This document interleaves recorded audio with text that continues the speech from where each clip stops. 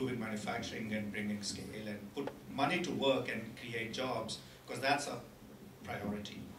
And US came along and said, okay, we cannot really compete on low-cost manufacturing. Let's use the technology route and say, okay, we'll develop better technologies and try to compete on the benefits that come from that. And that's what has happened. And I think you look at SunPower, I think they've, as a company, they've been successful. And you look at First Solar as a company, they've been successful. And some of the others, so crystalline silicon, high-end crystalline silicon succeeded, CATL succeeded, and 6, there are lots of players. Solyndra has fumbled, but Mia Solar is around, and we'll see where they go. Gallium arsenide is up still to come. And if you look at China, they understand this very well. They know that they came in with a low-tech solution, and they are looking for the next generation technology, because the government today is forcing the PPAs in China to be below cost.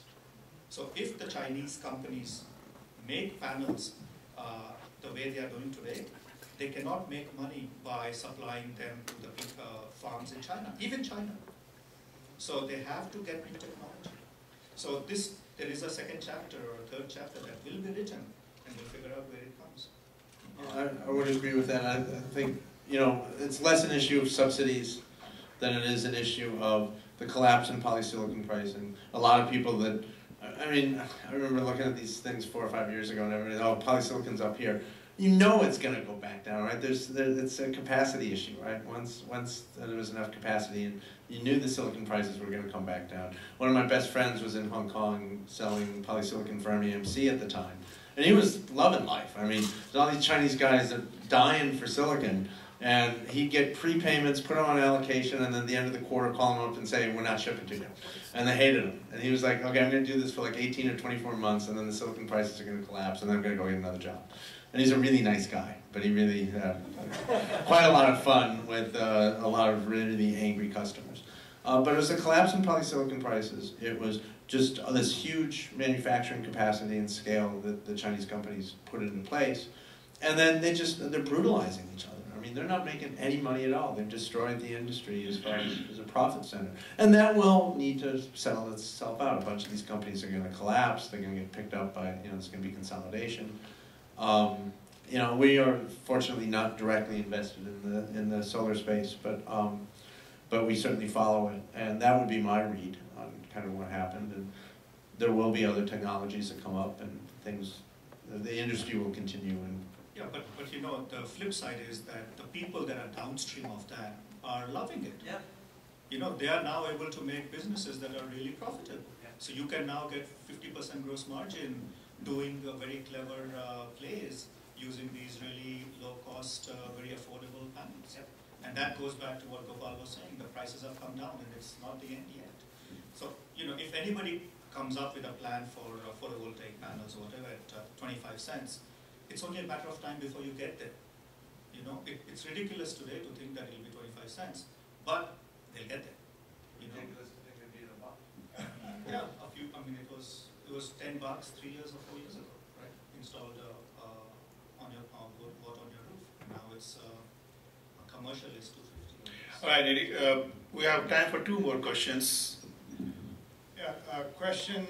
One particular topic that didn't seem to be addressed directly by the panel about this particular sector, the role of policy. You know, particularly policy at various levels. You know, local, state, national. You know, you talked about differences between this sector and IT, and I guess one particular area is policy. So what I'd be curious about is, what do you, and I know as VCs you would like business plans to succeed independent of policy as it exists, but if you wanted to speculate, what are policies at either level, state or national, that you think will really help the sector? And 2, what is your predictions that some of these policies might come to pass in the current political climate? I think there's a lot of optimism that we would have more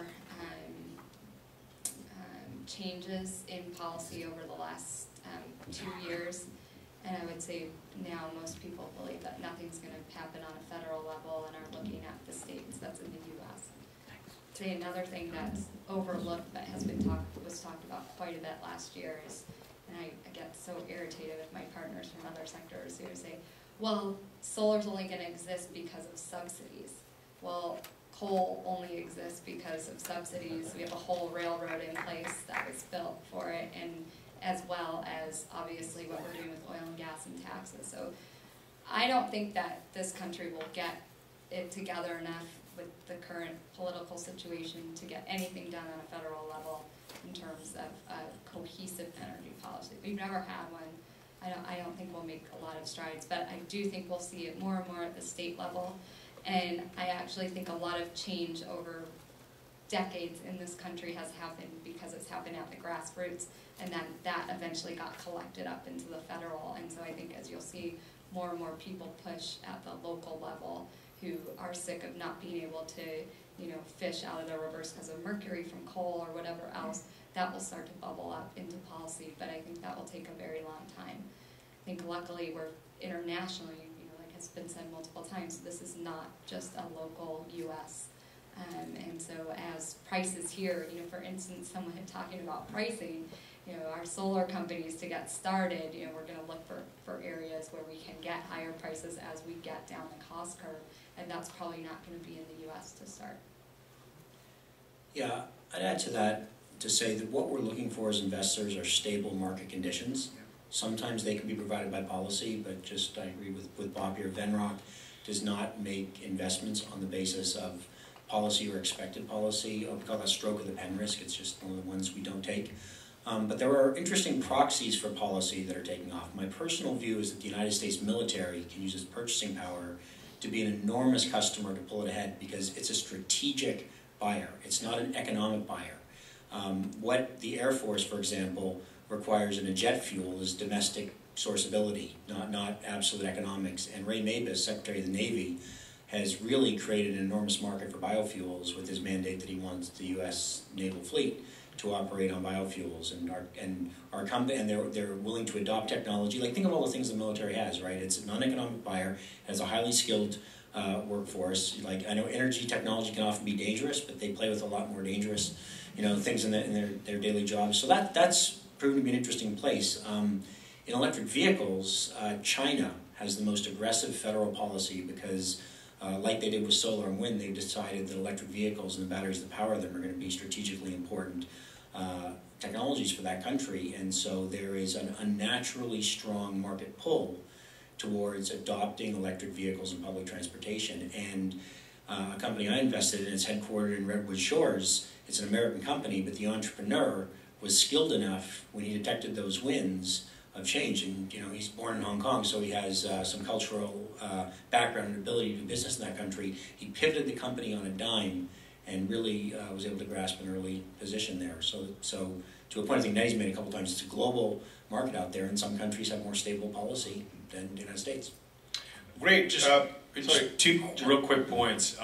Beyond just government influence, there was an article actually just in the last week that some of you may have seen, which is talking about the influence that asset managers have in terms of where they have trillions of dollars under management and the pressure that they're putting on the companies that they're investors in. And you think of companies in particular like Walmart and the influence that they've had in terms of trying to ultimately drive efficiency and reduce the overall environmental impact of their supply chains. So if you see companies of that size on a global basis start to have more and more influence beyond just government policy, and so it's the markets themselves. So. Well, I don't think we have any more time left, but I would really encourage all of you to network with the panelists over here with whatever time you guys have. Well, thank you very much for your attention, patience, and time over here. And please give a big hand to the panelists over here for their time.